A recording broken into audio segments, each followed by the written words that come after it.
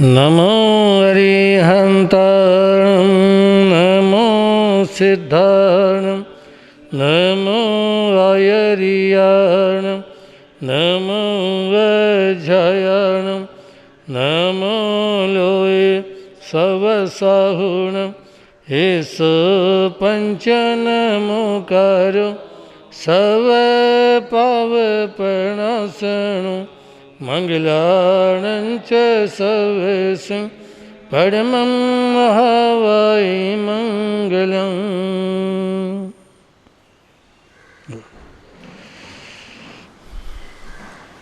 बोलिए भगवान महावीर स्वामी चमत्कारी बाबा के महाराज की करता करे ना करे सके गुरु किए सब बोल सात तीनों खंड में गुरु से जुड़ा को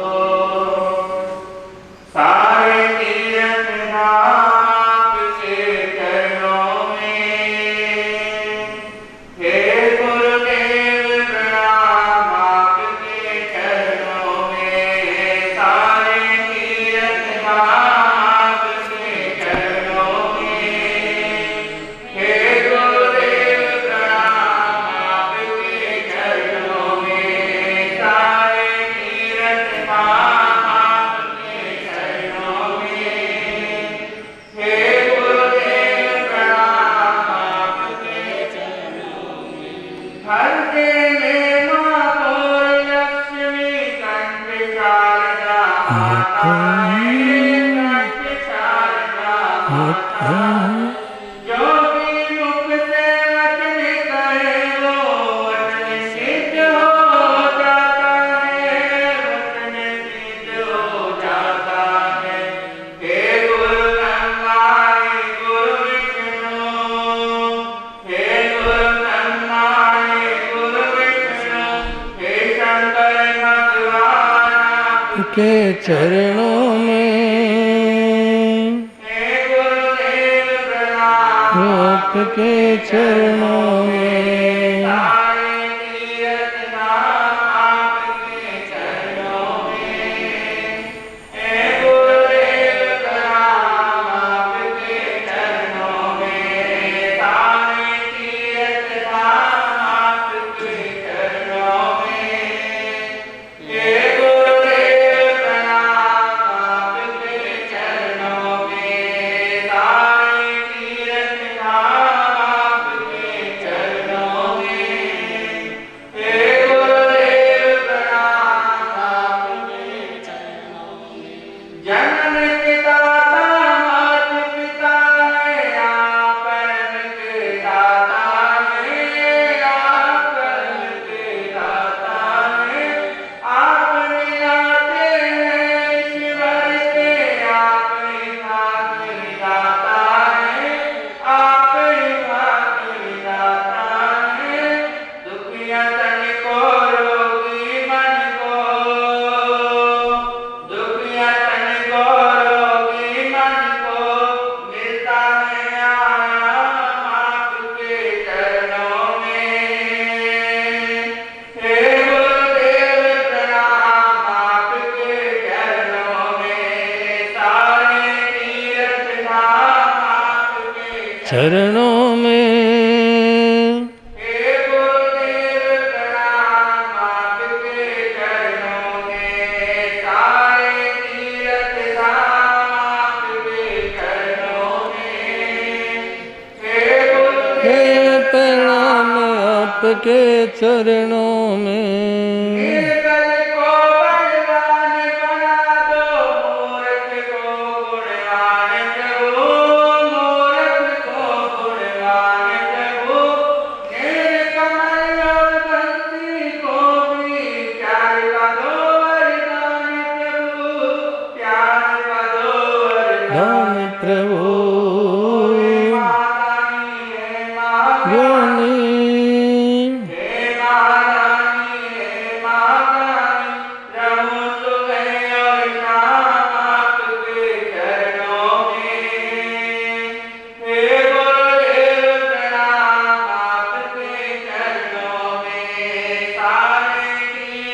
आपके चरणों में हे गुरुदेव प्रणाम आपके चरणों में, सारे तीरथ धाम आपके चरणों में। हे गुरुदेव प्रणाम आपके चरणों में सारे तीरथ धाम आपके चरणों में। हे गुरुदेव प्रणाम आपके चरणों में। बोले परम से भावे दानव देश श्री सच्चे महाराज की। महिमा गुरु की गाओ, जीवन सफल बनाओ। महिमा गुरु की गाओ, जीवन सफल बनाओ। ना प्रेम सते गुण गारे, ना प्रेम सते गुण गारे। हर का सब जीवित का सारे, हर का सबके विपदा सारी मन चरे नाम रमाओ। जीवन सफल बनाओ, मन चरणों में रमाओ। जीवन सफल बनाओ। महिमा गुरु की गाओ, जीवन सफल बनाओ। चंद्रिकार की मूरत गुरुवर, चंद्रिकार की मूरत गुरुवर, कन में तेरी सुत गुरुवर, कन में तेरी सुत गुरु। मन में ज्योत जगाओ, जीवन सफल बनाओ। मन में ज्योत जगाओ, जीवन सफल बनाओ। महिमा गुरु की गाओ, जीवन सफल सफल बनाओ। महिमा गुरु की गाओ, जीवन सफल बनाओ। जिन शासन की शान है गुरुवर, जिन शासन की शान है गुरुवर, भक्तों का सम्मान है गुरुवर, भक्तों का सम्मान है गुरुवर। मुझ में भी रंग जाओ, जीवन सफल बनाओ। मुझ में भी रम जाओ, जीवन सफल बनाओ। महिमा गुरु की गाओ, जीवन सफल बनाओ। महिमा गुरु की गाओ, जीवन सफल बनाओ। सदाई तेरे गुण में गान, सदाई तेरे गुण में गाओ, जहाँ भी देखो तुमको पाऊं, जहाँ भी देखो तुमको पाऊं। मेरे मन को शील बनाओ, जीवन सफल बनाओ। मेरे मन को शील बनाओ, जीवन सफल बनाओ। गुरु की महिमा गुरु की गाओ, जीवन सफल बनाओ। महिमा गुरु की गाओ, जीवन सफल बनाओ।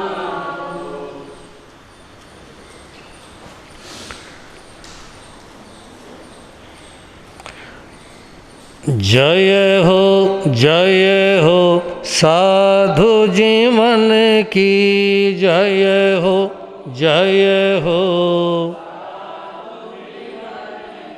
साधु जीवन की त्यागी जीवन की साधु जीवन की जय हो साधु जीवन की जय हो साधु जीवन की त्यागी जीवन की साधु जीवन की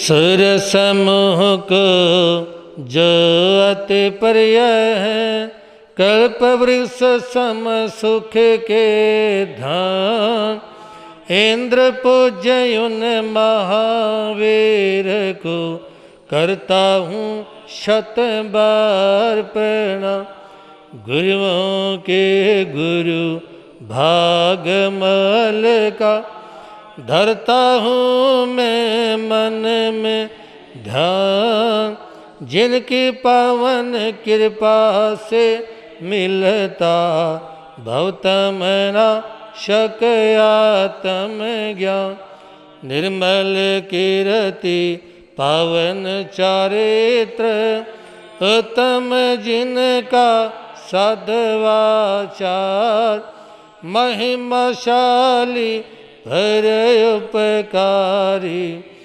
उत्तम संयम श्रेष्ठ विचार परम सेवा भावी गुरुवर मेरे थे फकड़ सन्यासी रहे अभय गगन गुंजा दो जय करूं गुरु प्रेम सुख की बोलो जय। परम पूज्य अनंत उपकारी नवजन प्रदाता चमत्कारी बाबा मेरी आस्था के अनंतनाथ आराध्य गुरुदेव श्री प्रेम सुख जी महाराज साहब के पावन पवित्र चरण कमलों में कोटिश वंदना अभिवंदना। मोक्षाभिलाषी पुण्यवान आत्माओं,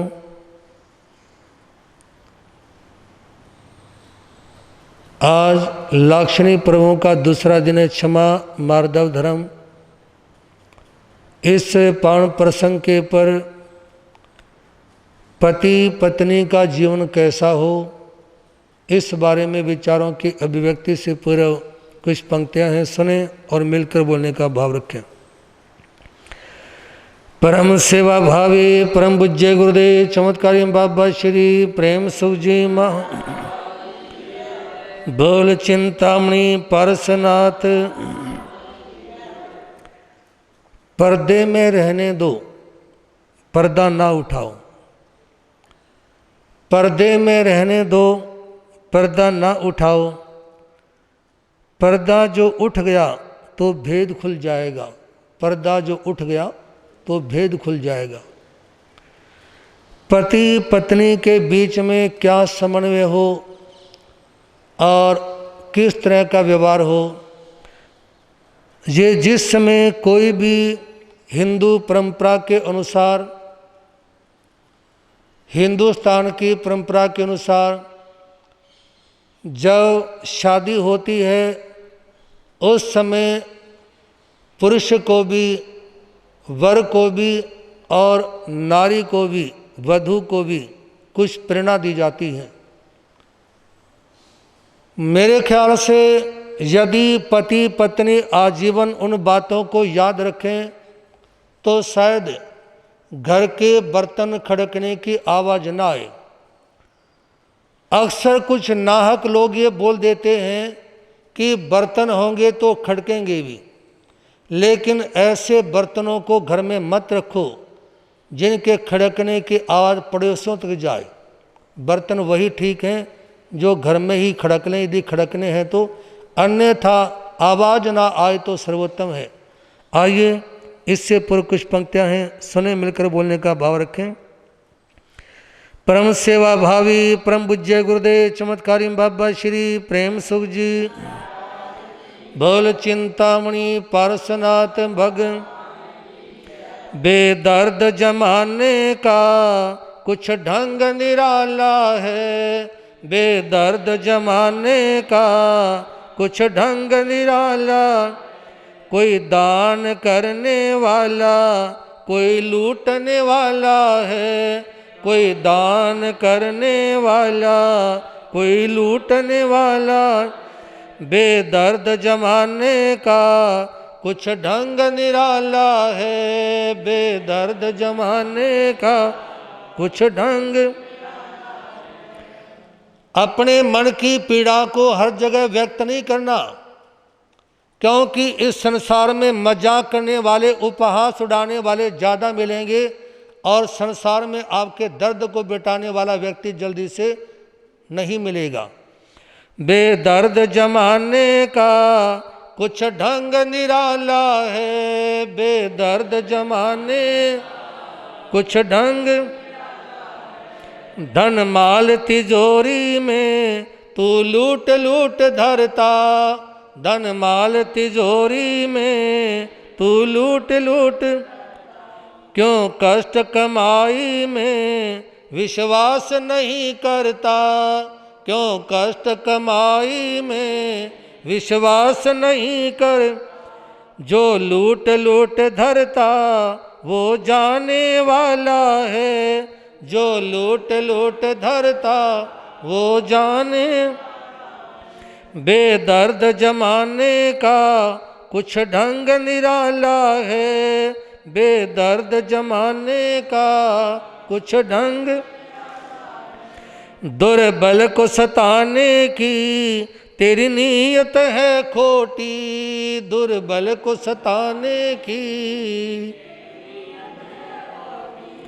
चाहे घर हो चाहे समाज, व्यक्ति का गुस्सा अपने से कमजोर पे उतरता है, क्योंकि उत्तराधीन सूत्र के 25वें अध्ययन में भगवान महावीर कहते हैं, हर जीव अपनी जाति का, हर जीव अपने से कमजोर का दुश्मन है। जय घोष मुनि अपने छोटे भाई जय घोष जो यज्ञ करवा रहे थे उसको प्रेरणा देते हैं, सुनो इस संसार का परित्याग करके संन्यास्त बन जाओ, या हर जीव का दुश्मन है। ये कहते हुए प्रेरणा देते हैं कि घास के अगर भाग पे बैठे हुए मच्छर को मेंढक अपने मुंह में दबोच लेता है और उस मेंढक को बैठा हुआ देखकर पीछे से धीमे से सर्प आकर के मेंढक को अपने मुंह में दबोच लेता है और घास में पड़ा हुआ नजर आता हुआ दिखाई देने पर गरुड़ पक्षी उस सांप को अपने मुंह में उठा लेता है। हर जीव अपने से कमजोर का, हर जीव अपने से कमजोर का दुश्मन है। दुर्बल को सताने की तेरी नीयत है खोटी, दुर्बल को सताने। क्यों छीन के खाता है भूखे मुंह से रोटी, क्यों छीन के खाता भूखे मुंह से रोटी। अरे मांग प्रभु से तू वो देने वाला है, अरे मांग प्रभु से तू वो देने वाला। बेदर्द जमाने का कुछ ढंग निराला है, बेदर्द जमाने कुछ ढंग। तृष्णा से गहरा कोई भंवर नहीं, तृष्णा से गहरा कोई भंवर। दाता ने दिया जितना क्यों उसमें सब्र नहीं, दाता ने दिया जितना क्यों उसमें सब्र। तुझे पल की खबर नहीं क्या होने वाला है, तुझे पल की खबर नहीं क्या होने। बेदर्द जमाने का कुछ ढंग निराला है, बेदर्द बेदर्द जमाने का कुछ ढंग निराला है, बेदर्द जमाने का। मोक्षाभिलाषी पुण्यवान आत्माओं, सभा में बैठे हुए जितने भी मेंबर हैं उनमें से 2 को छोड़कर सभी शादीशुदा हैं, 3 को छोड़कर बाकी सभी विवाहित हैं। जो गृहस्थ का जीवन जी रहे हैं, पति पत्नी का जीवन जी रहे हैं।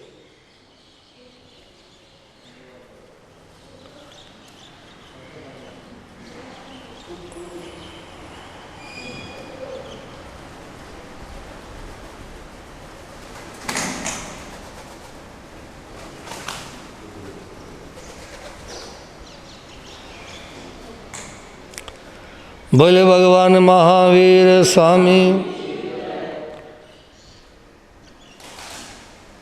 आप सभी पति पत्नी का जीवन जी रहे हैं, लेकिन हो सकता है आप पति पत्नी का जीवन जीते हुए भी अपने जीवन का आनंद नहीं ले पा रहे हों। कबूतर की तरफ से ध्यान हटाकर हमारी तरफ कर लें। सज्जनों, जब व्यक्ति गृहस्थ में रहता है तो उस व्यक्ति को केवल गृहस्थ नहीं बनना अपितु सदगृहस्थ बनने का प्रयास करना है। गृहस्थ वो है जो शादी तो करवा लेता है लेकिन अपनी जिम्मेवारियों को नहीं समझता। कुछ लोग तो ऐसे हैं जिनके बेटे बहू भी होते हैं, वो लोग भी अपनी जिम्मेवारी नहीं समझते। माता पिता का दर्जा मिलने के बावजूद, सास ससुर का दर्जा मिलने के बावजूद, ये ऐसी स्थिति है जब व्यक्ति को अपने कर्तव्यों का एहसास नहीं होता। परिवार में रहते हुए मेरे क्या कर्तव्य हैं, किस तरह से मेरे को रहना चाहिए, किस तरह से मेरे को जीना चाहिए, बस एक ही बात जानते हैं लोग ज़्यादातर, जिंदगी में एंजॉय करो। एंजॉय किसको बोलते हैं? एंजॉय का मतलब ये नहीं होता कि आप दूसरों की जिंदगी को बर्बाद कर दें। एंजॉय का मतलब ये नहीं होता कि आप छोटे बड़े की शर्म ना करें। एंजॉय का मतलब ये नहीं होता आप सामाजिक वातावरण को ना समझें, आप अपने देश की संस्कृति के साथ में खिलवाड़ करें।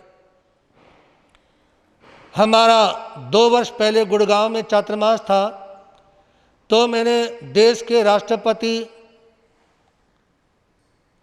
कोविंद के पास में एक पत्र लिखा कि एक और तो बार बार ये आदेश जारी होते हैं कि रेप करने वालों को फांसी के पर चढ़ा दिया जाए, 20 वर्षों के लिए जेल में डाल दिया जाए।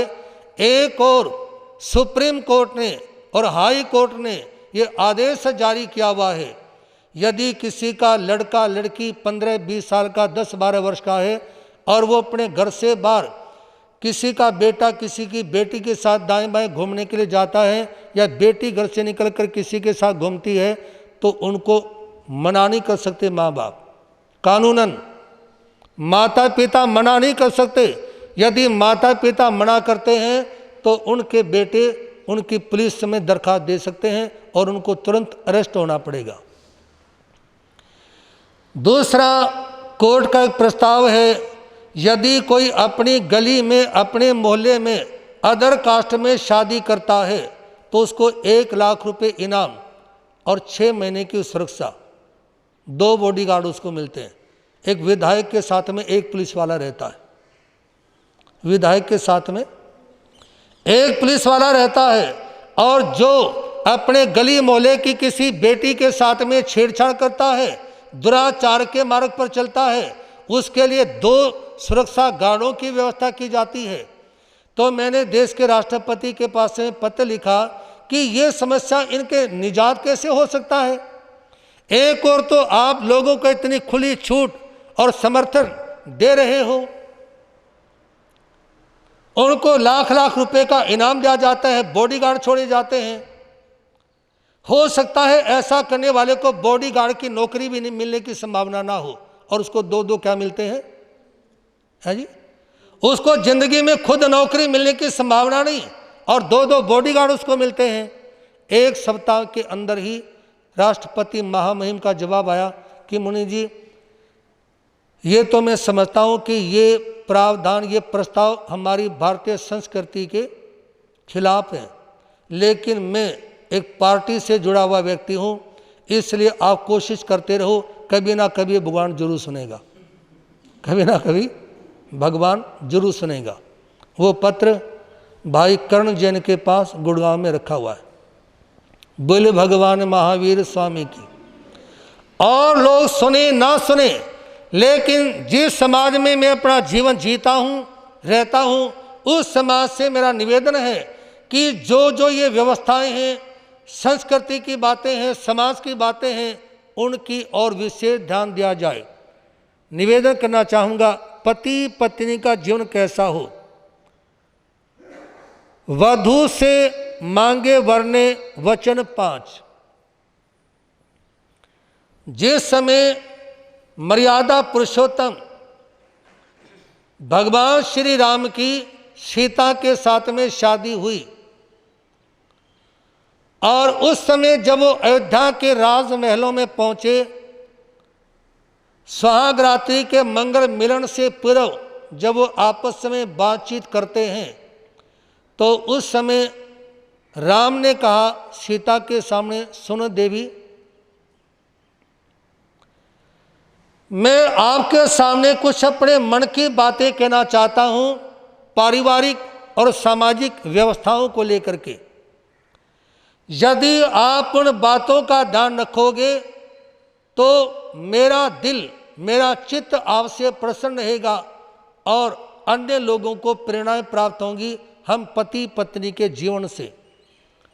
सीता अपने पतिदेव के सामने हाथ जोड़ लेती हैं कि जो आपकी आज्ञा होगी मैं स्वीकार करूंगी, आप बोलो आपके मन में क्या बातें हैं। तो उसमें कहा, वन उपवन में प्रिय अकेली, रखना कभी ना पैर, पति के संग बिना पत्नी की नहीं है अच्छी सैर। अपने घर से कभी अकेली मत जाना घूमने के लिए किसी पार्क में, किसी और पिकनिक स्थल के पर। यदि आपने घूमने के लिए जाना है, घर से बाहर निकलना है, तो मेरे को बता देना, मैं आपके साथ चलूँगा। आपकी इच्छा का, आपके मानसिक भावों का पूरा ध्यान, पूरा ख्याल रखा जाएगा। लेकिन यदि आप अकेले जाओगे तो अकेले जाने में एक नारी के जीवन के पर प्रश्न चिन्ह लग जाता है कि क्या इसको कोई रोकने वाला, कोई समझाने वाला नहीं है।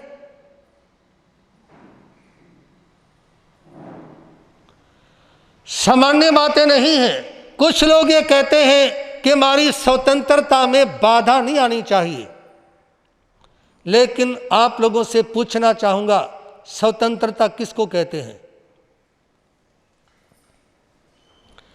स्वतंत्र रहने का, स्वतंत्र चलने का मतलब मर्यादाओं का उल्लंघन करना नहीं होता, समाज के नियमों की धज्जी उड़ाना नहीं होता, व्यवस्थाओं की धज्जी उड़ाना नहीं होता। स्वतंत्र रहने का मतलब, स्वतंत्र रहने का मतलब है अपनी नियमावली में चलना, जिससे यदि हम अपनी मर्यादाओं में चलेंगे, अपनी सीमाओं में चलेंगे, तो दूसरा कोई क्यों हमारे को कुछ कहेगा। सज्जनों, छोटी सी बात, आप अपने घरों से आए, रोड के पर लेफ्ट साइड से चलते हुए आए या राइट साइड से चलते हुए आए, अरे ये तो कोई लंबी चौड़ी बात नहीं, हाँ हूँ कुछ तो कर लिया करो, या सवेरे सवेरे नींद आई हुई है जी। अपने घरों से आए हो स्थानक में, तो घर से चलते समय रोड पे लेफ्ट साइड से गाड़ी चलाते हुए आए या राइट साइड में अपनी गाड़ी चलाते हुए आए। राइट में क्यों नहीं चलाई? क्योंकि वो व्यवस्थाओं के प्रतिकूल है। आपकी आज़ादी, आपकी स्वतंत्रता ये बोलती है कि आप कहीं भी जाएं, आपकी गाड़ी लेफ्ट साइड में ही चले, ताकि आपको कोई ट्रैफिक पुलिस वाला या अन्य कोई कुछ ना कहे। और सड़क के बीच में सफ़ेद रंग की या पीले रंग की पट्टी लगी होती है, वो भी यही बोलती है कि आपके जाने का रास्ता ये है, यदि आप इसमें चलेंगे तो आपको कहीं कोई रोकने वाला या कोई टोकने वाला नहीं मिलेगा। दूसरी बात, सुरा सेवियों मत वालों से करना कभी ना बात, कुसंगियों की संगत में है नानाविध उत्पाद। कहा कि सुनो देवी, यदि कोई शराब पीता है, यदि किसी की मजाक करने की आदत है या किसी की संगति ठीक नहीं है, तो ऐसे लोगों के साथ में बात भी नहीं करनी, और मजाक करने की बात तो बहुत दूर है। यदि किसी की संगति ठीक नहीं है तो उसको लोग गलत समझने लग जाते हैं। मान लो एक शराबी रोजाना प्रवचन में आने लग जाए तो लोग ये कहेंगे भाई इसने तो छोड़ दी। यदि ये पीता होता तो स्थानक में जाता ही नहीं, महाराज जी के पास नहीं जाता। केवल एकमात्र रोज रोज स्थानक में आने से लोगों ने ये सोचना शुरू कर दिया कि अब इसने शराब पीना बंद कर दिया। और यदि किसी का दूध का काम है और वो अपने जग में शराब की बोतल भी रख के ले जा रहे हों तो लोग ये कहेंगे कि वे तो दूध लेके जा रहे हैं। व्यवहार का असर पड़ता है। किसका? इसलिए अपने व्यवहार को ठीक रखें। और कहा कि शराब पीने वालों से, मजाक करने वालों से, जिनकी संगति ठीक नहीं है, उनसे दूर रहना, क्योंकि उनकी संगति करने से विविध प्रकार की समस्याएं खड़ी होती हैं। तीसरी बात कही, बिन पूछे और बिना बुलाए मैके होना पयान, अपने आप कहीं जाने पर कम होता है मान। सुनो, बिना बुलाए किसी के घर नहीं जाना, बिना बुलाए अपने पीहर में भी नहीं जाना। घरवाली के लिए कहा गया। देखिए, आज के समय में तो ज़्यादातर जब औरतें माता बहनें खाली हो जाती हैं तो या तो घूमने निकल जाती है, पर मोबाइल के पर लग जाती हैं। और मोबाइल पर लगने के बाद में परिणाम उसके बड़े भयंकर आते हैं। ये मोबाइल भी कुसंगति है। मोबाइल भी क्या है? ये भी कुसंगति है। और कुसंगति क्या, हमारा जब वीरनगर में चातुर्मास था, एक भाई आए शालीमार बाग से, नाम नहीं लूँगा मैं। वो कहने लगे, महाराज साहब ऐसा मन करता है कि कहीं डूब के मर जाऊं। मैंने कहा क्या बात होगी, आप तो बड़े अच्छे श्रावक हो, रोजाना समाई करते हो, जप करते हो, धर्म दान करते हो, और आपके मन में ये बात कैसे आ गई कि मैं कहीं डूब के मर जाऊं? कहता, महाराज देखो, अब मेरी आयु है 68 वर्ष की और मेरी बीबी है 65 वर्ष की। वो ये कहती है तुम मेरे को पसंद नहीं हो, मैं तो लव मैरिज करूंगी। क्या कहती है? तुम मेरे को पसंद नहीं हो। ये 65 वर्ष की आयु में ऐसे कुत्सित विचार का आना, ये कुसंगति का प्रभाव है। ये जब व्यक्ति वर्षव के पर रहता है, वर्षव का मतलब मैंने रखा हुआ है अपनी ओर से बकवास। वर्षव का मतलब क्या है जी? बकवास। जब व्यक्ति इन व्यर्थ के कार्यों में रहता है तो डिप्रेशन का शिकार हो जाता है। एक वकील हैं यहाँ पर धूरी के रहने वाले, बड़े अच्छे एडवोकेट हैं। मैंने उनसे पूछा कि भाई आप कौन से केस लेते हो, कौन से केस ज़्यादा आते हैं? कहता है, महाराज वर्तमान में कोर्ट में 50% केस पति पत्नी के झगड़े के आते हैं। इतने ही केस बाकी हैं और इतने केस पति पत्नी के मतभेदों के, आपस के क्लेश के हैं। और वो क्लेश इन सब बातों के कारण ही होता है जब एक व्यक्ति व्यवस्थाओं को समझता नहीं, व्यवस्थाओं को देखता नहीं और मर्यादाओं में नहीं रहता, तो क्लेश तो होगा ही। तो उस समय तीसरी बात कही कि बिना पूछे और बिना बुलाए किसी के घर या अपने पीहर में भी नहीं जाना। लोग कह देते हैं कि शिवजी ने जहर पिया। भैया सामने देखो, मैं बोल रहा हूँ, आप पीछे देख रहे हो। शिव जी ने जहर पिया।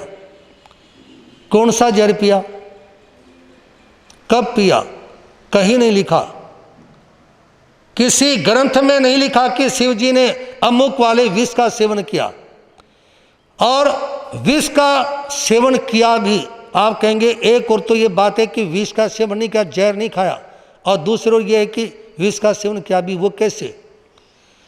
उनकी ससुराल में प्रोग्राम था और ससुर ने निमंत्रण नहीं दिया, किसी बात को लेकर मतभेद था, और उस समय घरवाले के ऊपर प्रेशर दे दिया कि आपको मेरे पीहर में जो प्रोग्राम है वह चलना ही पड़ेगा।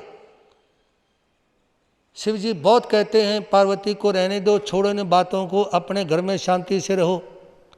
लेकिन ऐसा होता है, हो सकता है कोई महाराज जी किसी को बात कहें और व्यक्ति ना माने, किसी के पिताजी कोई बात कहे और ना माने, लेकिन ऐसा नहीं हो सकता घरवाली कहे और ना माने। हैं जी, घरवाली कहे और ना माने।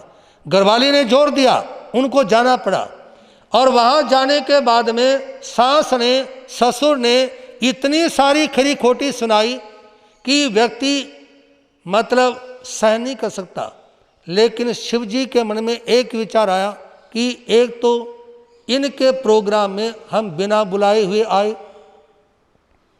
हमारे को आना नहीं चाहिए था, और यदि हम आ गए तो जो भी बातें हों और जो भी कहा जाए, हमारा नैतिक धर्म बनता है उन सारी बातों को सुने, क्योंकि किसी के प्रोग्राम में जाकर उसको खराब नहीं करना चाहिए। मेरे गुरुदेव श्री प्रेमसु जी महाराज साहब हमारे को बोलते थे, किसी साधु साध्वी के प्रोग्राम में जाओ तो उनकी व्यवस्थाओं के हिसाब से चलो, अपनी कोई व्यवस्था बीच में लागू नहीं करनी। जैसे वो कहें कि भाई हमारी ऐसी व्यवस्था है, उसको स्वीकार करो, क्योंकि प्रोग्राम में सहयोग जरूरी है, विघ्न डालना नुकसानदायक होता है। तो शिव जी ने जहर पिया, कटु वचनों को सहन करना।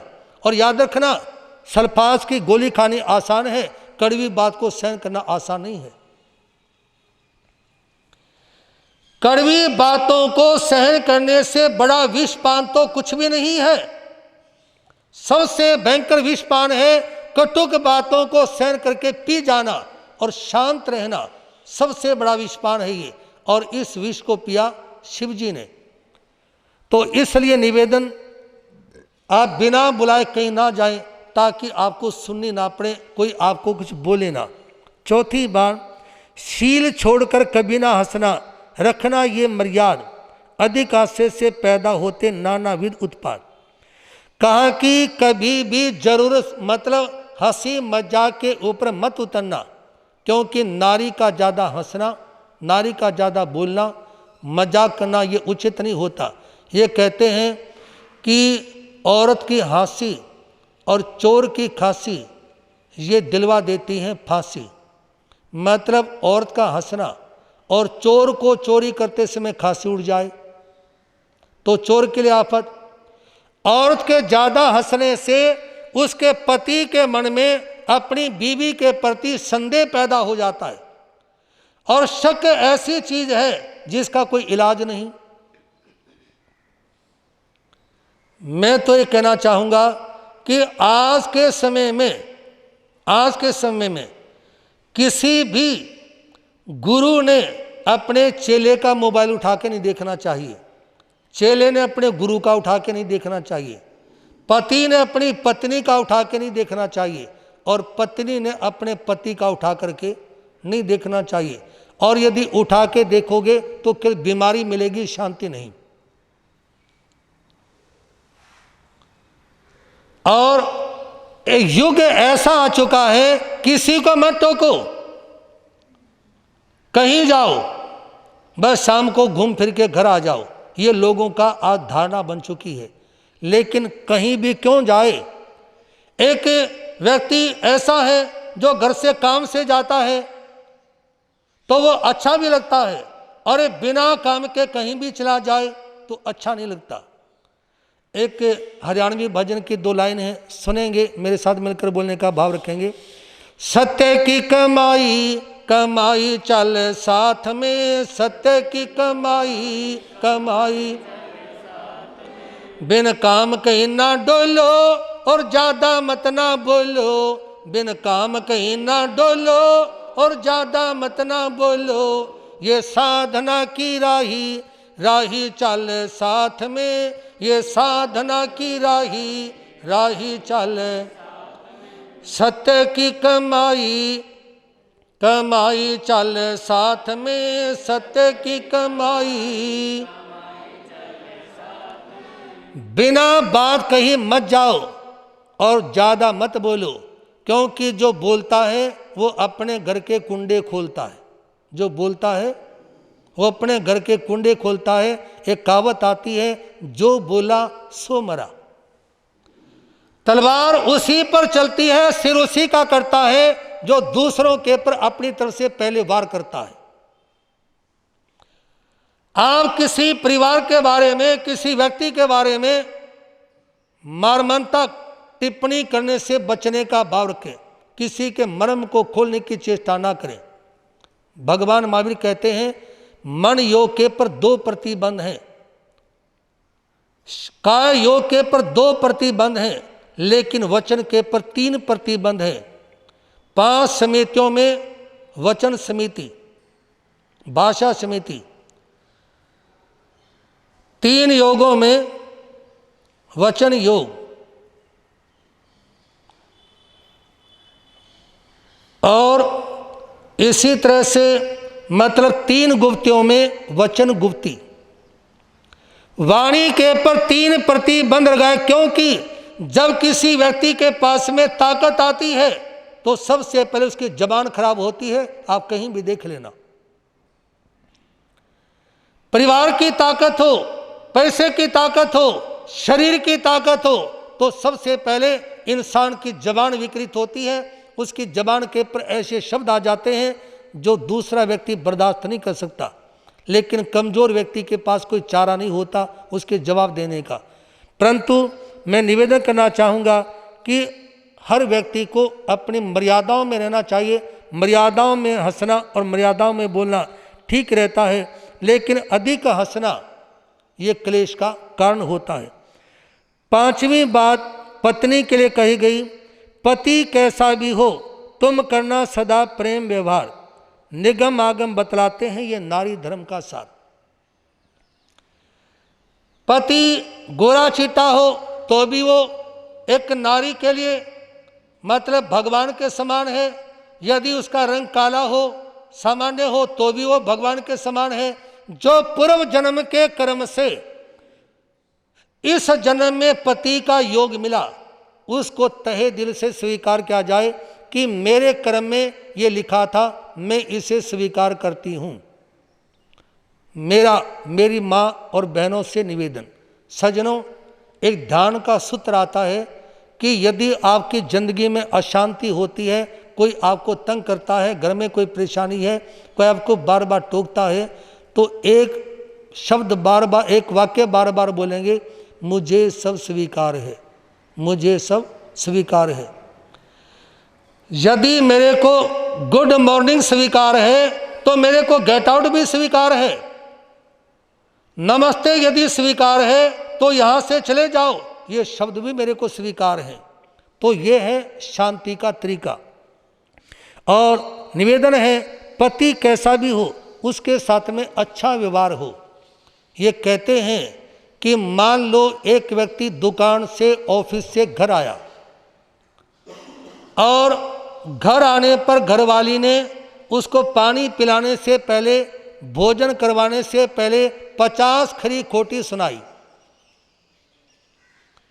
अब उसको खाना अच्छा लगेगा? एक भी नहीं बोला, सारे परेशान हैं। ऐसा तो नहीं, बोलो तो। एक तो होता है प्रेम पूर्ण व्यवहार, अच्छा व्यवहार। तो व्यवहार अच्छा हो कि जिस समय पति घर पे आए तो एक पतिव्रता नारी का धर्म बनता है अपने पति का सम्मान करना, पीने के लिए पानी देना, चरणों को स्पर्श करना और मधुर भोजन से उनकी यानी पेट की पूर्ति करना, अच्छा व्यवहार करना।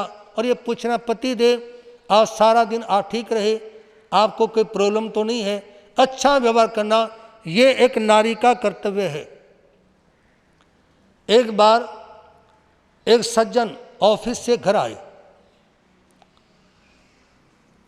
जल्दी जल्दी चल रहे थे, दिन छिपने का टाइम थोड़ा सा हो चुका था, हल्का हल्का अंधेरा शुरू हो चुका था। जैसे ही घर में घुसाना तो एकदम उसके पैर ठिठक गए। उसके पीछे एक भूत लगा हुआ था।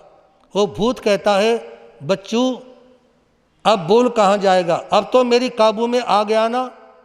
वो व्यक्ति कहता, बात सुन, मेरे को पता था कि एक भूत मेरे पीछे लगा हुआ है, मैं तेरे से नहीं डरता, जो सामने खड़ी है ना डंडा लेके। कौन खड़ी है? जो सामने खड़ी है ना, डर उसका है, मैं तेरे से नहीं डरता।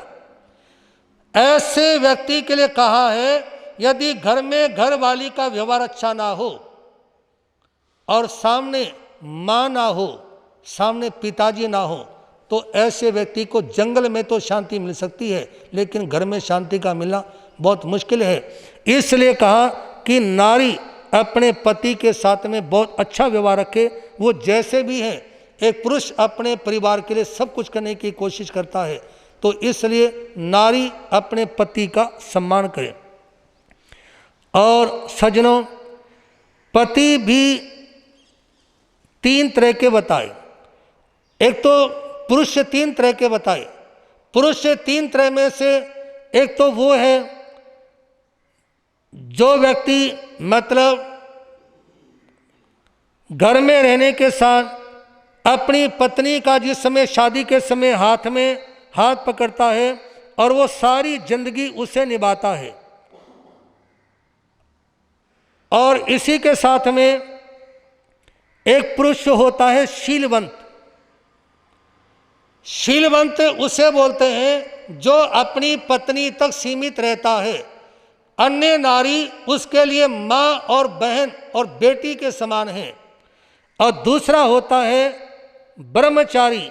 ब्रह्मचारी उसको बोलते हैं कि जो पुरुष मतलब अन्य नारी की तरफ बारे में सोचता नहीं, उनसे दाएं बाएं की बातें नहीं करता। शीलवंत अपनी पत्नी तक सीमित रहने वाला, ब्रह्मचारी वो जो दूसरी औरत से बातें नहीं करता और ब्रह्म में रमण करता है। और इसी के साथ में तीसरा होता है बाल ब्रह्मचारी, जो अपने मन में भी किसी नारी के प्रति विचार न आने दे। हमारा इंदौर में चातुर्मास था, उपाध्याय श्रद्धेय श्री रविंद्र जी महाराज साहब आदि ठाणे 4 का, तो वह संध्या टाइम अखबार निकलता है अग्नि बाण। उस समय लिखा था कि कल दशहरे के दिन रावण के पुतले में आग वही लगाएगा जिसने आज तक किसी पर नारी को बुरी नज़र से नहीं देखा। तो अगले दिन जब पुतले में आग लगाने का समय हुआ तो एक व्यक्ति आया जिसके हाथ में लाठी थी और वो जमीन को टटोलता हुआ आ रहा था, मतलब वो जन्म से अंधा था। अन्यथा उस रामलीला ग्राउंड में एक भी व्यक्ति ऐसा आगे नहीं आया जो ये कहे कि मैंने पर नारी को बुरी नज़र से नहीं देखा। तो इसलिए मैं आप लोगों के सामने निवेदन करना चाहूँगा कि ये बातें कही एक नारी के बारे में, इस तरह से वो अपना ध्यान रखे। और दूसरा, जब राम ने ये बात कही तो उस समय सीता एक पत्नी अपनी पति के सामने कहती, पति देव यदि आपकी आज्ञा हो तो कुछ मैं भी कह दूं अपने मन की बातें। एक बार लड़के वाले लड़की को देखने के लिए गए तो लड़के ने कहा कुछ बात करना चाहता हूँ। लड़की के माता पिता कहेंगे वे कोई बात नहीं, कर लो, साइड में जाके कर लो। कहा जी मैं तो आप लोगों के सामने ही करना चाहूँगा जो इससे बातें करनी है। कहा कि वे यहाँ कर लो, कोई बात नहीं। तो लड़के ने कहा क्या आपको भजन गाना आता है? लड़की ने कहा मैं थोड़ा बहुत गा लेती हूँ। कहा कि क्या आपको नाचना आता है? क्या आपको ढोलक बजानी आती है? कहा कि मैं गाना गा लेती हूँ, ढोलक बजा लेती हूँ। कहा कि बस मैंने 2 बातें पूछनी थी, आपको गाना गाना आता है या नहीं और आपको ढोलक बजानी आती है या नहीं, दो ही बातें पूछनी थी। आप मेरे को पसंद हो। तो उस समय लड़की ने कहा क्या मैं भी पूछ लूँ? कहा कि हाँ आप भी पूछ लो। कहा कि मैंने तो एक ही बात पूछनी है बस। कहा कि बोलो कौन सी बात? कि क्या आपको नाचना आता है? कहा कि मेरे नाचना नहीं आता। लड़की ने एक हमारा झापड़ मुँह के पर। कहा अरे बेवकूफ़, जब मैं गाना गाऊंगी और जब मैं ढोलक बजाऊंगी नाचेगा तेरा बाप है जी? जब मैं गाना गाऊंगी ढोलक बजाऊंगी तो नाचेगा कौन? तो सजनों, तालमेल तभी बैठता है जब दोनों की पढ़ाई समान हो, दोनों का रंग रूप समान हो, दोनों का कुल और वंश एक जैसा हो, तो तब तालमेल बैठता है। ये लव मैरिज इत्यादि जो आजकल चलती है वो ज़्यादातर कामयाब नहीं होती। इसलिए मतलब जो जिस कास्ट में है, जो जिस वंश में है, उन्हीं में उनके रिश्ते विवाह इत्यादि होने चाहिए। उस समय घरवाली ने कहा कि मैं भी कुछ मन की बात कहना चाहती हूँ। उन्होंने कहा कि बोलो। तो उस समय क्या कहती पत्नी अपने पति के सामने? सभी माता बहनें ध्यान सुने और भाई लोग भी ध्यान देंगे। मुझे अन्नपूर्णा की पदवी देना मेरे नाथ, भोजनशाला का प्रबंध सब रखना मेरे हाथ। कहा कि जो अन्नपूर्णा देवी का मंदिर है, जो रसोई है, उसके पर मेरा पूरा पूरा अधिकार हो। मतलब रसोई में सामान पूरा हो, रसोई में व्यवस्थाएं सारी ठीक हो, ताकि हमारे घर में यदि कोई रिश्तेदार आए, कोई मेहमान आए, तो मैं उनकी अच्छी सेवा कर सकूं। ये मेरी पहली इच्छा है। ये भाव थे सीता के। और दूसरी बात कही, सुख दुख में सहचरी बनाकर लेना मेरी राय, 11 हो जाते हैं जब एक एक मिल जाए। हे पतिदेव, आप समय समय पर मेरी भी राय लेते रहना, मेरे मन की बातें भी पूछ लेना, अपने मन की बातें भी मेरे को बताते रहना। और गीता में भगवान श्री कृष्ण कहते हैं कि आपस में प्रेम बढ़ाने के 6 सूत्र हैं। अपने घर किसी मित्र को बुलाना और मित्र के घर पे जाना, अपने घर आए को भोजन कराना और दूसरे के घर जाने पर जैसा उसके घर पे मिले वैसा खाना, अपने मन की बात बताना और दूसरे के मन की बात पूछना, ये प्रेम बढ़ाने के 6 सूत्र हैं। तो उस समय सीता ने कहा कि आप मेरे मन की बात भी पूछते रहें, अपने मन की बात भी बताते रहें, और समय समय पर अपने मन की बात मेरे को बताते रहेंगे तो मेरे को व्यवस्था करने में कोई दिक्कत नहीं आएगी, अपने में परिवर्तन करने में कोई दिक्कत नहीं आएगी। और मान लो एक व्यक्ति मन की बात बताए ना और गुस्सा करने लग जाए तो उससे समाधान नहीं होता। तो दूसरी बात, पतिदेव, यदि आप अपने मन की बात बताओगे और मेरे मन की बातें पूछ कर चलोगे तो हम 2 नहीं, हम 11 हो जाएंगे। हम 2 नहीं 11 हो जाएंगे। 1 और 1 11 होते हैं। इसको अंग्रेजी में कैसे लिखते हैं? 1 और 1 11 होते हैं, है जी? क्या इंग्लिश बनती है इसकी? 1 और 1 तो फिर जोड़ेंगे तो 2 ही होंगे, 1 + 1 में। तो यूनियन इज स्ट्रेंथ, एकता में बल है। यदि 1 और 1 को बराबर में खड़ा करेंगे तो 11 हो जाएंगे। तो मतलब यूनियन में, एकता में, संगठन में ताकत है। तो कहा कि पतिदेव, अपन यदि मिल करके चलेंगे ना तो हमारी ताकत बढ़ जाएगी। हम 2 नहीं, हम 11 का काम कर सकते हैं। मेरी देख रेख में रखना धन संपत्ति आगार, सारे आय व्यय हो मेरी सम्मति के अनुसार। हे पतिदेव, अपनी आय और व्यय के बारे में मेरे को बताते रहना, क्योंकि यदि आपकी आय ज़्यादा होगी तो थोड़ा सा खुले हाथ से खर्चा कर लेंगे, और यदि आय कम होगी तो अपन थोड़ा सा अपने को समेट लेंगे। आप यदि मेरे को बताते रहोगे तो घर को चलाने में कोई दिक्कत नहीं आएगी। इन नारी के हाथ में होता है घर को चलाना। आय अच्छी है, खर्चा थोड़ा सा खुला कर लिया, आय कम है, थोड़ा सा कम खर्चा कर लिया। घर को चलाना और आगे बढ़ाना एक नारी का काम है, लेकिन इसके लिए पति के अंदर भी काबिलियत हो, वो अपने मन की बातें और आय व्यय के बारे में वो समय समय पर बताता रहे, ताकि घर में रहने वाली घरवाली मतलब सारी व्यवस्थाओं को ठीक कर सके। चौथी बात, अर्धांगिनी समझना मुझको मेरे प्राणाधार, औरों के आगे मत करना गुस्से का व्यवहार। पति देव आप मेरे को अर्धांगिनी समझ के चलना। पत्नी का अपने पति के आधे शरीर के पर अधिकार होता है। पति का आधा शरीर पत्नी का माना जाता है, इसलिए आप मेरे प्राण आधार हो। और मैं ये निवेदन करना चाहूँगी, आपने कभी मेरे को टोकना है, कोई मेरे से गलती हो जाए धमकाना है तो आप घर पे धमका लें, एकांत में टोक लें।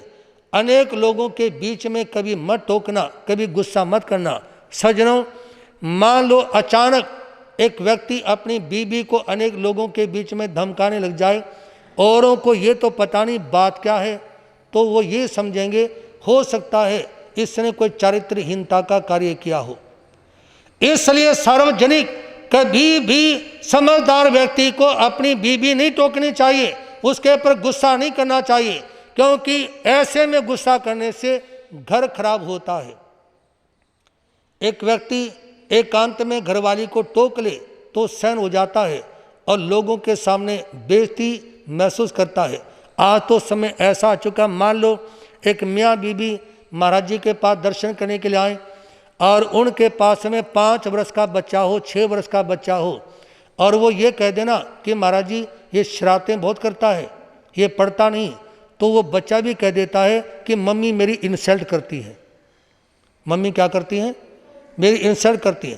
5 वर्ष का बच्चा भी लोगों के सामने अपने बारे में बोलना पसंद नहीं करता, तो एजेड व्यक्ति कैसे महसूस यानी सहन कर पाएगा। इसलिए सार्वजनिक स्थल के पर कभी भी गुस्सा नहीं करना। 5वीं बात, घर का आंगन रहे ना खाली, गोधन से भरतार, दूध दही पर पूरा पूरा हो मेरा अधिकार। हे पति देव, घर में जो भी आवश्यक सामान है वो कभी मतलब ऐसा ना हो कि मैं ढूंढती रहूं, मिले ना। जो जो जरूरी सामान है वो अपना पूरा करके रखें, क्योंकि घर में जो मेंबर हैं, घर में जो बच्चे हैं, कौन से सामान की जरूरत नहीं पड़ती। घर में पुरुष को तो पता भी नहीं होता कि घर को चलाने के लिए, रसोई को चलाने के लिए और बच्चों के पालन पोषण करने के लिए किस किस सामान की जरूरत है, वो तो घर में रहने वाली एक माँ बहन ही समझ सकती है।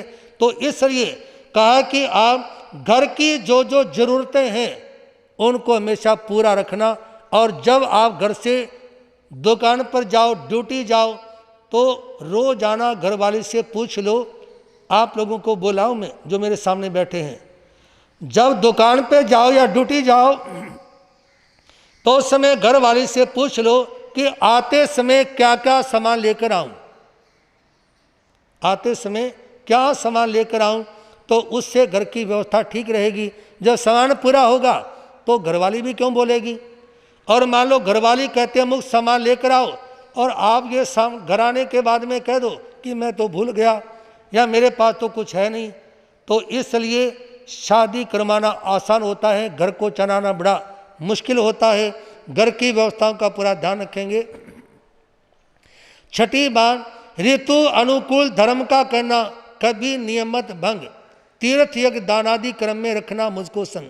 हे पतिदेव, कभी भी ऋतु धर्म का उल्लंघन मत करना, क्योंकि उस समय आपके शरीर में भी बीमारी आएंगी और मैं भी पूरे जीवन के लिए रोगग्रस्त हो सकती हूँ। और सुनो, कहीं तीर्थ पे जाना हो, यज्ञ में जाना हो या कि धर्म स्थान में दान इत्यादि करना हो, तो आप स्वयं भी करें और मेरे को भी करने देना, क्योंकि आप जो दान पुण्य करोगे वो आपके काम आएगा और मैं जो करूँगी वो मेरे काम आएगा। दिल्ली लक्ष्मी नगर में पुरानी स्थानक थी, पानी भर जाता था, तो एक भाई थे वहाँ मामनचंद जैन, उन्होंने कहा कि महाराज जी यदि स्थानक दोबारा से बनती है तो मेरे 51,000 रुपये लिख लो, मैं 51,000 रुपये का दान दूंगा। तो मैंने सोचा चलो बे आज बात कर लेते हैं, औरों का भी लिख लेते हैं। तो मैंने कहा वे सभी लोग लिखवाओ, स्थान खाली 51,000 में तो बन नहीं सकती। तो मामन चंद जैन की घरवाली बैठी हुई थी सभा में, वो कहने लगी महाराज जी 1 लाख हमारे भी लिखवा दो। मामन चंद ने सभा में ही घरवाली के सामने कहा कि जब मैंने बोल दिए तो तेरे को अलग से बोलने की क्या जरूरत है। तो उस बहन ने बड़ी सुंदर बात कही कि जो आपने दिए वो आपके काम आएंगे और जो मैं दूंगी वो मेरे काम आएंगे। मैं भी तो दे सकती हूँ, चाहे मैं आपसे नहीं मांगूंगी जो मैंने जोड़ रखे हैं, या चाहे मैं जेवर बेच के दूं, मैं अपने अलग से दूंगी। पब्लिक में जोश आ गया और जोश ऐसा आया कि 15 मिनट में 65 लाख रुपए इकट्ठे हो गए। 15 मिनट में 65 लाख रुपए इकट्ठे हो गए और 6 महीने में 4 मंजिल की स्थानक खड़ी हो गई। सज्जनों, निवेदन करना चाहूँगा आपके सामने कि उस समय पत्नी कहती पति दे तीर्थों पर भी मुझे साथ में लेके जाना, और कोई भी आपने दान करना है, पुण्य करना है तो उन सब में मेरे को भी साथ में लेके चलना। नारी होने का मतलब ये नहीं कि 4 दीवारी में बंद रहना है, मतलब नारी का मतलब पति समय समय पर उनको तीर्थों पर साथ में लेकर जाए, धर्म स्थानों में साथ में लेकर जाए और सत्कार्यों में उसका भी कुछ हिस्सा हो। लोक परलोक सुधरने का करना तुम उद्योग, ऋषि जीवन में जीवन धन हो मेरा सहयोग। पति दे लोक और परलोक सुधरने के जो कार्य हैं उनका ध्यान देना। लोक और परलोक सुधरने के काम में सत्संग प्रवचन में आना। यदि आप प्रवचन में आएंगे आपका ये लोक भी सुधर जाएगा, ये जन्म भी सुधरेगा और आपका परलोक यानी भविष्य भी सुधर जाएगा। तो कहा कि लोक और परलोक सुधरने के लिए और ऋषि जीवन में मेरा सहयोग रखना। जब आप संतों के पास जाओ तो मेरे को भी साथ में लेके जाना, क्योंकि आप संतों के पास जाओगे और मेरे को भी दर्शनों का लाभ मिलेगा। तो कोई संत नियम करवाता है, प्रेरणा देता है तो उससे जिंदगी में परिवर्तन होता है। इसलिए निवेदन करना चाहूँगा कि उस समय पत्नी पति के सामने कहती हैं इन 7 बातों का ध्यान रखना, और यदि आप मेरी भावनाओं की कदर करोगे तो मैं तो वैसे भी आपके प्रति समर्पित हूँ, और जिंदगी भर हम दोनों पति पत्नी में किसी तरह के मतभेद नहीं हो पाएंगे। और दोनों ने एक दूसरे का कितना सम्मान किया ये आप लोग रामायण में पढ़ सकते हो और उसमें देख सकते हो। और उसके बाद में ये संसार में एक नियम बन गया कि जब जब हिंदू परंपरा के अनुसार कोई शादी होती है तो फेरों के टाइम पर पति की ओर से 5 वर मांगे जाते हैं और पत्नी की ओर से 7 वर मांगे जाते हैं। और वैसे जब फेरे लिए जाते हैं ना तो फेरे पति लेता है 7 और पत्नी लेती है 6। क्यों? आप तो सारे फेरे लिए बैठे हो। पत्नी लेती है 7, 6 और पति लेता है फेरे 7। क्यों? जैन शास्त्रों में लिखा है कि आदमी मरने के बाद में 7वीं नरक तक जाता है और औरत मरने के बाद में 6ठी नरक तक जाती है, वो उससे आगे नहीं जाती। क्योंकि औरत में करुणा ज़्यादा होती है, औरत में दया ज़्यादा होती है। पति का दिल तो पत्थर और कठोर भी हो जाता है। सज्जनों, 3 तरह की पतिव्रता, 3 तरह की सती होती है। 3 तरह की सती होती है। पहली सती तो उसे कहते हैं एक मतलब धर्म पत्नी जो अपने पति को परमात्मा मानकर चलती है, दूसरे पुरुष की ओर जिसका ध्यान नहीं जाता, उसको भी सती कहते हैं, जो पतिव्रता हो। जैसे सीता थी, वो राम के साथ में रहती थी, राम की पत्नी थी और सती कहलाई राम के साथ में रहते रहते। हालांकि जैन धर्म के अनुसार सीता ने अपने जीवन के आखिरी पलों में दीक्षा ली। राम ने भी दीक्षा ली, हनुमान ने भी दीक्षा ली, और भगवान मुनि सुव्रत के चरणों में राम हनुमान दीक्षित हुए और अंतिम समय में 20 वर्षों तक चारित्र का पालन करके, संयम का पालन करके मोक्ष में गए, राम भी और हनुमान भी। और सीता जी गई देवलोक में संयम की आराधना करते हुए। तो एक सती वो जो पतिव्रता होती है, दूसरी सती वो महान सती जो 5 महाव्रतों का अपने मन से पालन करती है। अहिंसा महाव्रत, सत्य महाव्रत, ऐश्वर्य महाव्रत, ब्रह्मचर्य महाव्रत और अपरिग्रह महाव्रत, इन 5 महाव्रतों का पालन करने वाली महासती। और राजस्थान में उन बहनों को भी सती कहा जाता है जो कभी अपने पति की मृत्यु होने पर उनकी देह के साथ अग्नि में प्रवेश कर जाती थी। मान लो पति की अंत्येष्टि की जा रही है तो उस समय औरत या तो अपनी मर्जी से या समाज के प्रेशर से वो भी जलती हुई आग में पति के साथ चिता में प्रवेश कर जाती थी और उसको भी राजस्थान इत्यादि में सती कहते थे। तो इस तरह से ये 3 तरह की सती बताएगी। इनमें से जो प्रथम मतलब पतिव्रता नारी, एक नारी जब पति के प्रति समर्पित रहती है तो उसका सम्मान भी रहता है। और एक बात और कहना चाहूँगा, पतिव्रता नारी की जबान से कोई शब्द निकल जाए ना तो वो खाली नहीं जाता कभी। एक संत ने बड़ी साधना की और वो जो कहते थे वो हो जाता था। तो एक बार वो किसी घर में भिक्षा लेने के लिए गए। जब भिक्षा लेने के लिए गए तो उस समय उन्होंने आवाज़ दी, भिक्षा देही। अंदर से उस पतिव्रता बहन जो अपने पति की सेवा में लगी हुई थी, उन्हें भोजन इत्यादि करा दी थी। उन्होंने कहा कि अभी 1 मिनट में आती हूँ। फिर संत ने आवाज़ दी, भिक्षा देही।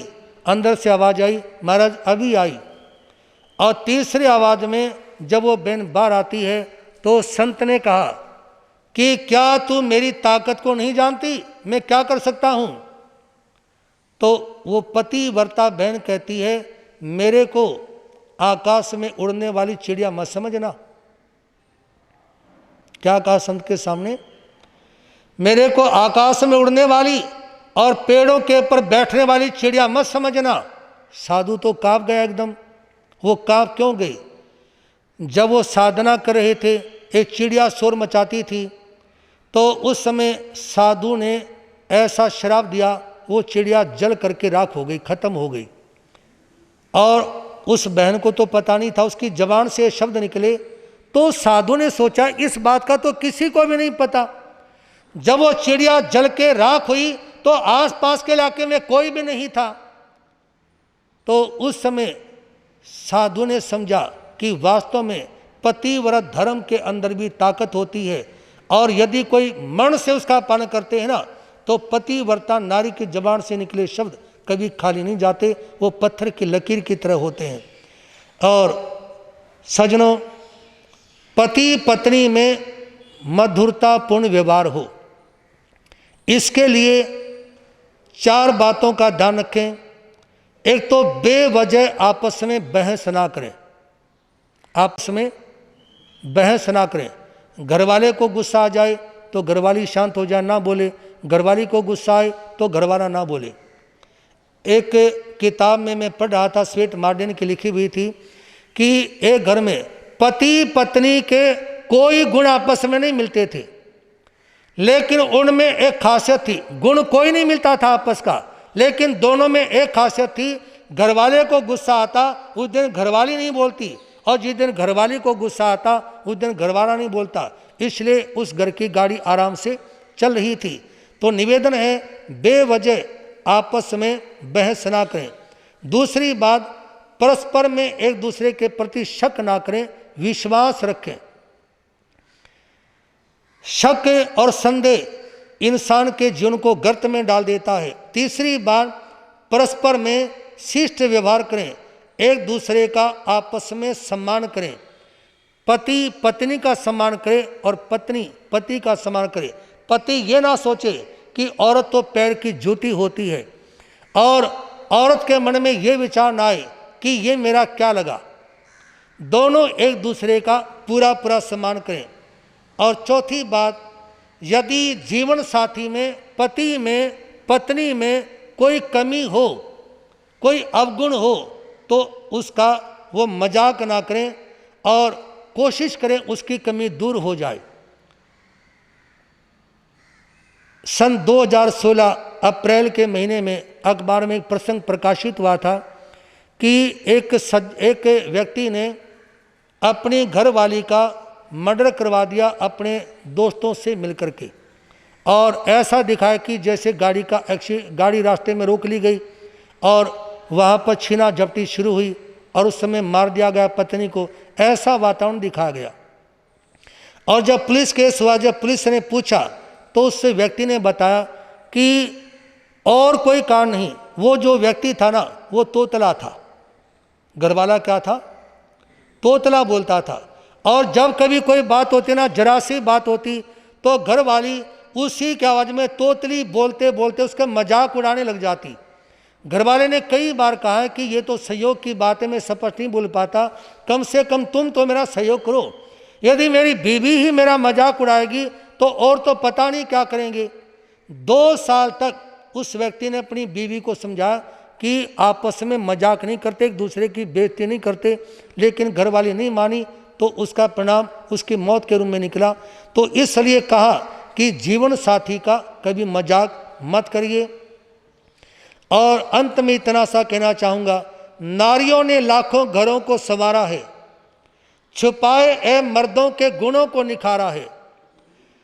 नारियों ने लाखों घरों को संवारा है, छुपाए ऐब मर्दों के गुणों को निखारा है। बेशक अनोखी अनमोल भेंट है ये कुदरत की, बेशक अनोखी अनमोल भेंट है कुदरत की। दुख में मानव ने अपनी माँ को ही पुकारा है, दुख में मानव ने अपनी माँ को ही पुकारा है। तो इसलिए निवेदन है, पति पत्नी का जीवन कैसा हो, ये आप लोगों ने प्रेरणा सुनी और मेरे को पूरा विश्वास है कि आप लोग इन प्रेरणाओं को आत्मसात करते हुए मधुरतापूर्ण जीवन जिएंगे, जिससे जीवन का कल्याण और उत्थान हो। और इसी के साथ कुछ लोग हमारे पास इधर रखें, जो भाई सुभाष जी ने भेंट की, जो जाप में प्रयोग हुई, वो भी आप लोग ले सकते हैं। और मिल करके 2 पंक्ति बोलेंगे, इसके बाद संघ की तरफ से सूचना और मंगल भावना, मंगल पाठ। उस प्यारे महावीर का लो नाम साथियों, उस प्यारे महावीर का लो आनंद में जीवो और जीने दो साथियों, आनंद में जीवो।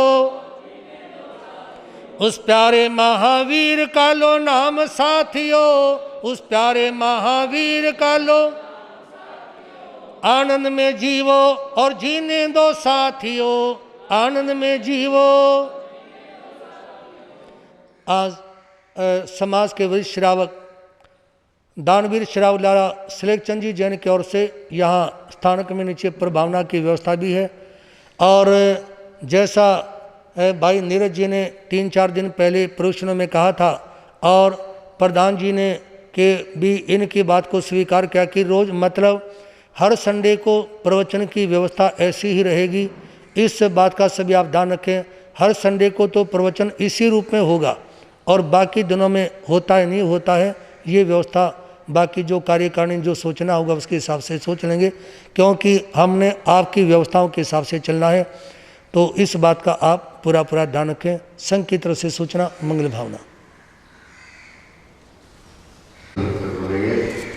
बोले भगवान महावीर स्वामी की, परम श्रद्धेय चमत्कारी बाबा श्री प्रेम सुखी महाराज की, आचार्य भगवान श्री डॉक्टर शिव मुनि जी महाराज की, पंडित रतन शास्त्री श्री उपेंद्र मुनि जी महाराज की, परम श्रद्धेय चमत्कारी बाबा श्री प्रेम सुखी महाराज के शिष्य श्री उपेंद्र मुनि जी महाराज साहब 4 के पावन चरणों में कोटि वंदन करते हुए सुख शांता पूछते हैं और सबके स्वास्थ्य की मंगल कामना करते हैं। धर्म सभा में उपस्थित सभी भाई बहनों को मेरा सारा जय जिंदा। धीरेन्द्र की तपस्या की है, उन सभी तपस्वी भाई बहनों का मैं सुख शांता पूछता हूँ और सबके स्वास्थ्य की मंगल कामना करता हूँ। जैसा कि आपने पूरे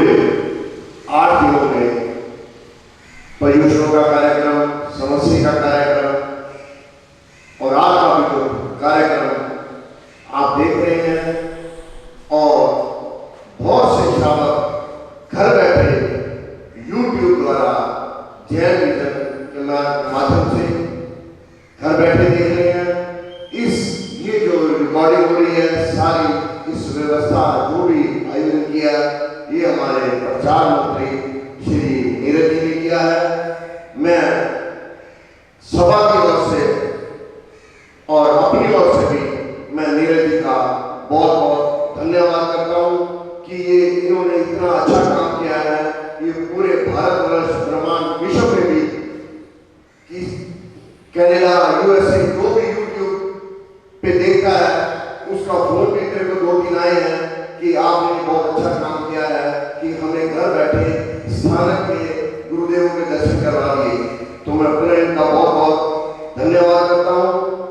और जैसा कि गुरुदेव ने कहा है कि संडे का जो प्रवचन है वो 8:30 से 9:30 रहेगा, इसका भी आप ध्यान रखें। और एक बात मैं जरूर कहूँगा कि थोड़ा कोरोना का प्रभाव चंडीगढ़ में ज़्यादा पड़ गया है। अपने प्रशासन के अनुसार अपने जो भी मास्क लगा के रखें, गुरुदेवों से दूरी बनाए रखें, उनके चरण स्पर्श ना करें और जैसे यहाँ पे बैठे हैं सोशल डिस्टेंसिंग से वहीं बैठे, इकट्ठे होकर कृपा ना बैठे, ये मेरा आपसे निवेदन है। और आज इस समझी पर्व के उपलक्ष्य में आज हमारा इस चीज का जो पूर्ण होने जा रहा है और इस पूर्ण के रूप में जो कि हमें आज के दिन प्रभावना होती है, आज की प्रभावना का लाभ श्रीमती इलायची देवी जैन, धर्मपत्नी सुश्रावक लाला सुरेश जी जैन, इनके पुत्र विजय जैन और इनकी धर्मपत्नी सुशीला जैन, इनके परिवार की ओर से आज की प्रभावना की गई है। प्रभावना अवश्य लेकर जाएं और 2 प्रभावना हमारे पास गुरु भक्त जो गुरुदेवों के हैं उनकी ओर से भी आई है। तो मेरा सबसे निवेदन की प्रभावना अवश्य लेकर जाए। और अंत में मैं गुरुदेवों से और पूरे समाज से पूरे वर्ष भर में कुछ कहा गया हो, मेरे कार्य करने से कुछ कहा गया हो, कार्य करते हुए कोई अपशब्द बोला गया हो, किसी का मन दुखाया हो, तो मैं मन वचन काया से दोनों हाथ जोड़ के पूरे समाज से क्षमा याचना करता हूँ और गुरुदेव से भी क्षमा याचना करता हूँ। और उम्मीद है आप हमें क्षमा करेंगे, मन में किसी तरह का कोई भी राग द्वेष नहीं रखेंगे।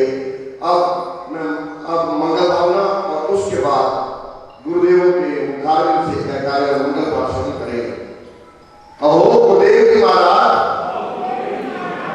हम आपके ज्ञान दर्शन चरित्र एवं तप संयोग यात्रा और शरीर की सुखाता पूछते हैं और आपके स्वास्थ्य की मंगल कामना करते हैं तथा हाथ जोड़कर मान जोड़कर तीर्थों के पास से 3 बार 15 नमस्कार करते हैं।